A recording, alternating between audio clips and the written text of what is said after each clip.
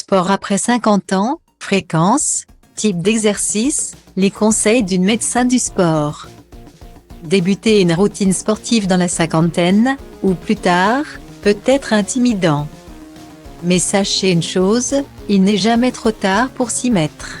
Seulement, avant de reprendre un entraînement sportif, consultez votre médecin. Il est important d'évaluer sa forme physique. Et pour cause, les sports sont différents en fonction de votre santé.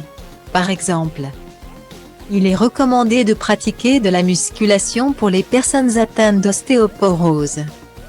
Cette discipline permet de développer la masse musculaire, mais aussi osseuse. Alors que les personnes souffrant d'arthrite sont redirigées vers des exercices plus cardio, comme la natation ou le vélo. Elisabeth Gardner, docteure spécialisée en médecine du sport, explique donc comment bien démarrer et profiter des avantages d'une routine sportive.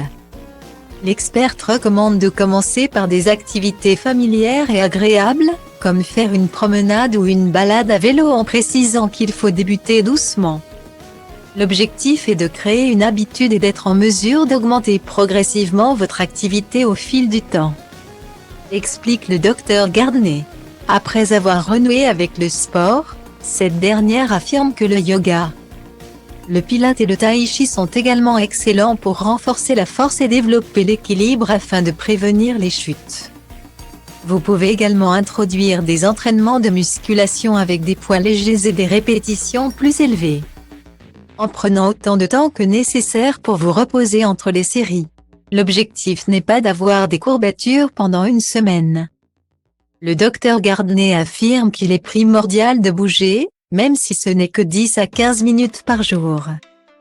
Mais selon ses propos, la recommandation générale précise qu'il faut faire entre 5 heures et 5 heures de sport par semaine pour rester en forme. Attention, il faut varier les séances de sport entre un cardio léger, des exercices au poids et des étirements.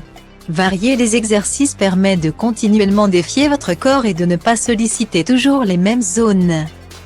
Il est essentiel de prendre soin de votre corps avant et après l'exercice. C'est-à-dire qu'il faut être hydraté et alimenter votre corps avec des aliments nutritifs.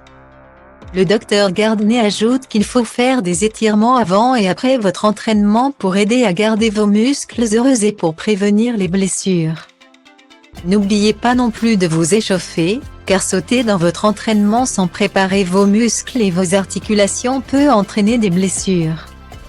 Vous avez toutes les cartes en main, donc let's go! La rédaction de Voici vous propose de vivre une expérience exceptionnelle avec ses marques fétiches lors de son prochain pop-up qui aura lieu les 2 et 3 décembre 2022 à Paris. Pour vous inscrire au tirage au sort et gagner vos invitations, rendez-vous ici.